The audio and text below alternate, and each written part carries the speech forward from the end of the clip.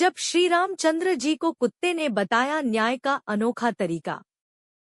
श्री रामचंद्र जी वनवास के बाद अयोध्या लौटे तो खूब धूमधाम से उनका राजतिलक हुआ।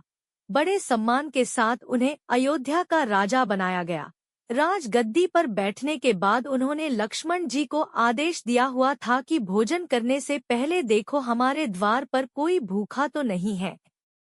एक दिन की बात है, लक्ष्मण जी ने श्री रामचंद्र जी से कहा, मैं अभी आवाज लगाकर आया हूँ, कोई भी भूखा नहीं है।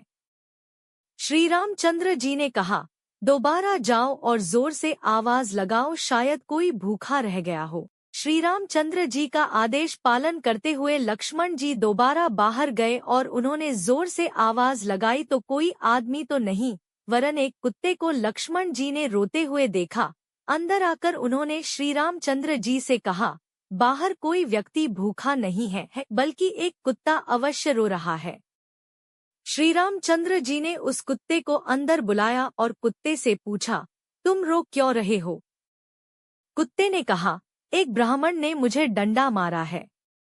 श्री रामचंद्र जी ने ब्राह्मण को बुलवाया और उससे पूछा, क्या यह कुत्ता सही बोल रहा है?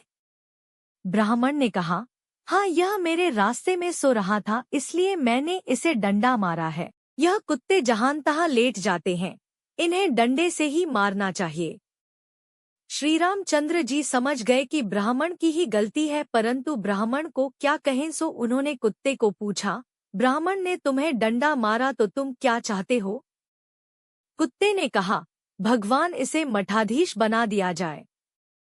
कुत्ते की बात सुनकर भगवान मुस्करा दिए और मुस्कराते हुए कुत्ते से पूछा, इस ब्राह्मण ने तुम्हें डंडा मारा, बदले में तुम इन्हें मठाधीश बनाना चाहते हो। मठाधीश बनने से इनकी बहुत सेवा होगी, काफी चेले बन जाएंगे, इससे तुम्हारा क्या फायदा होगा? कुत्ता बोला, मैं भी मठाधीश था, मुझसे कुछ गलत काम हुआ, आज मैं कुत्ते की योनि में हूँ और लोगों के डंडे खा रहा हूँ। ये भी मठाधीश बनेगा, फिर कुत्ते की योनि में जाएगा, फिर लोगों के डंडे खाएगा तो इसकी सजा पूरी हो जाएगी।